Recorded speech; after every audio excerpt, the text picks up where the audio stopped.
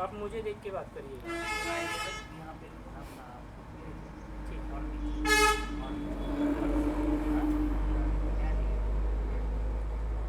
आप अपना नाम बताइए, कहाँ रहते हैं ये बताइए। मेरा नाम जागृति मुड़ौतिया, मैं सागर जिले के पास खुरई तहसील की रहने वाली हूँ।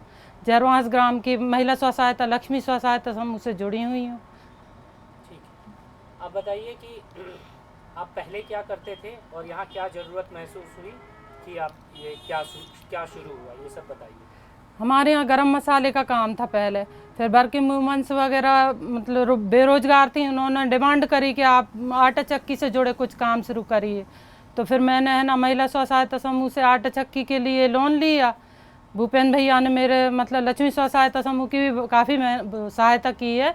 फिर उनने 80,000 का लोन दिया हमारे लिए, हमने आटा चक्की खरीदी है और हमारे यहाँ 15 लेडीज हैं, मतलब ये पैकिंग का काम करती हैं आटा चक्की का।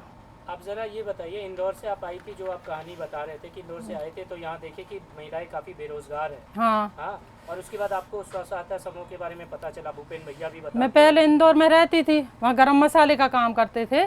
फिर हम खेती के लिए फिर हमें यहाँ पर आना पड़ा। तो यहाँ देखा कि महिलाएं बहुत बेरोजगार हैं, उनको भी मतलब रोजगार की ज़रूरत है और आर्थिक स्व सहायता समूह मतलब आर्थिक स्थिति भी उनकी ख़राब थी। तो भूपेंद्र भैया ने जहाँ ये महिला स्व सहायता समूह बनवाए तो उससे हम लोग जुड़े। हमारे यहाँ की 600 लेडीज हैं आसपास के गांव की। फिर उनकी भी डिमांड थी कि हमें रोज़गार से जोड़ना है, तो हमने 2-3 जगह आटा चक्की भी चालू करवाई हैं और हमने खुद स्वयं मतलब आटा चक्की के लिए लोन लिया 80,000 का। और हमारे यहाँ 15 लेडीज अभी काम करती हैं और इसके बीच में हमने स्कूल के लिए ड्रेसें भी सिली हैं। हमारे 30-40 लेडीज़ों ने ड्रेस की सिलाई की थी। हमारे पास 10 सिलाई की मशीन भी रखी हैं। तो अब हम आटा चक्की के ही उसमें उद्योग में आगे बढ़ना चाहते हैं कि इसकी ज़्यादा डिमांड है। आसपास भी मतलब रेडीमेड आटा खरीदते हैं लोग, तो इसी में हमने फिर आने का सोचा।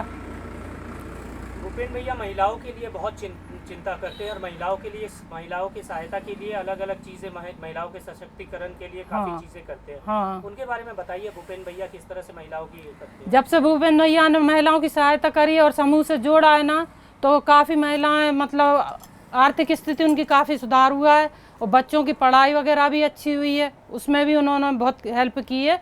और अस्पताल वगैरह के भी बहुत हेल्प करवाई है महिलाओं के लिए। पहले बहुत परेशानी होती थी गांव में, मतलब जाने आने की भी दिक्कत थी, एम्बुलेंस की भी कोई व्यवस्था नहीं रहती थी। जब से ये आए हैं भूपेंद्र भैया, जब से एम्बुलेंस की, अस्पताल की, स्कूल की सभी व्यवस्थाएं अच्छी चल रही हैं और इन्होंने महिलाओं को रोज़गार से जोड़ा है, तो उनकी भी आर्थिक स्थिति काफ़ी सुधरी है। और शिक्षा के क्षेत्र में भी उन्होंने बहुत प्रोत्साहन दिया बच्चों को, तो महिलाएं भी मतलब आगे होकर बहुत काफ़ी खुश हैं उनके काम से।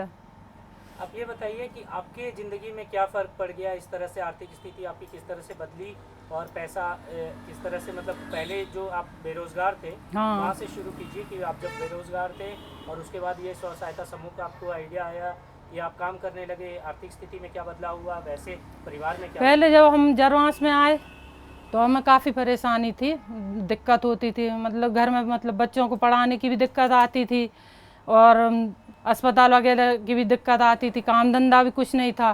फिर महिला स्व सहायता से जुड़े हम समूह से, तो फिर लोन लिया, तो हमारे बच्चों की पढ़ाई में भी काफ़ी हेल्प मिली। जाने आने के लिए भी बस की व्यवस्था की उनने, भूपेंद्र भैया ने। पहले जो रोड का भी बहुत काम करवाया है ना, यहाँ पे कच्ची सड़क थी, तो जब परेशानी हमने देखी फिर सोचा कि आटा चक्की चालू करें, इससे रेडीमेड काम करेंगे। और सिलाई का भी हमने चालू करा, तो उसमें भी हमें काफ़ी फ़ायदा हुआ। उनने बहुत सिलाई की मशीन में मतलब हमें लोन पे उठवाई और महिलाएं काफ़ी खुश थी और उन्होंने मतलब सिलाई में भी बहुत सहायता करी। बाहर से मतलब माल मिलता नहीं था, उन्होंने सप्लाई करवाई, माल दिया।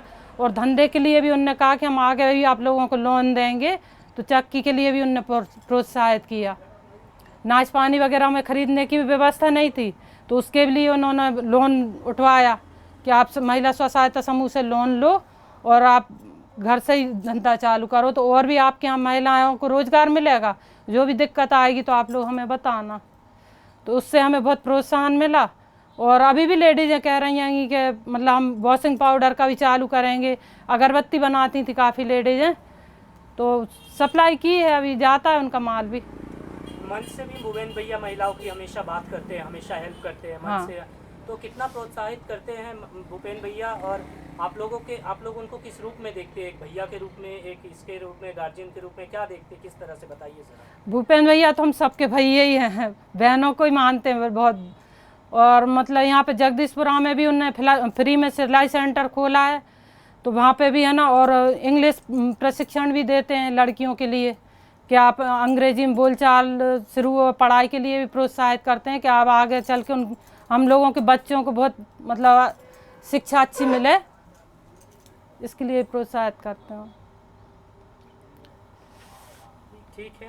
हाँ, भूपेन भैया को आप क्या कहना चाहेंगे, आप ये बताइए कि। हम भूपेन भैया को, हम सभी लेडी महिला स्व सहायता समूह की तरफ से बहुत बहुत धन्यवाद। ऐसे ही मतलब महिलाओं को प्रोत्साहित करते रहें, और हमारे बच्चों का भी बहुत मतलब ध्यान देते, पढ़ाई शिक्षा पे प्रोत्साहित करते, पूरी सुविधाएं देते हैं महिलाओं के लिए कि आप अपने बच्चों को प्रोत्साहित करें। बाहर ट्रेनिंग के लिए भी भेजते हैं, वो फ्री में ट्रेनिंग दी जाती हैं। तो भूपेन भैया को आप क्या कहेंगे फिर? धन्यवाद किस तरह से, क्या क्या कहना चाहेंगे? कुछ अलग से कुछ कहना चाहेंगे? आप इसी तरह आगे भी अपने पद पर बने रहें, और ऐसे ही महिलाओं को प्रोत्साहित करते रहें, उनकी हेल्प करते रहें। इसके लिए बहुत बहुत धन्यवाद।